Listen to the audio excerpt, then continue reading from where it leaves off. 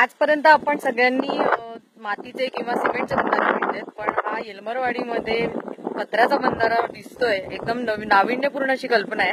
याचे डिझायनर आहेत आपल्या समोर, त्यांच्याशी बोलूयात.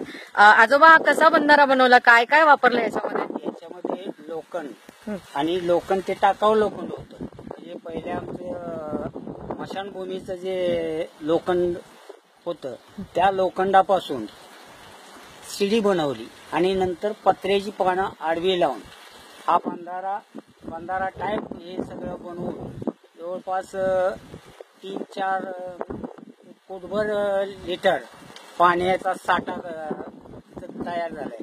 हे काम फक्त 30-32 हजारामध्ये काम पूर्ण झालेलं आहे. हा किती खोल आहे आणि त्याची मजबूत आहे की नाही कसं ओळखायचं? 15 ते 16 फूट हे खोल आहे. मजबूत आहे की नाही कसं ओळखायचं? मजबूत आहे. त्या लोखंडाची साईज मोठी आहे त्यामुळं हा मजबूत आहे. एवढाही पाण्याचा ओघ येऊन सुद्धा अजिबात हललं नाही. आणि याला 20 वर्षाची माझ्या अंदाजे 20 वर्षाची लाईफ याला आहे.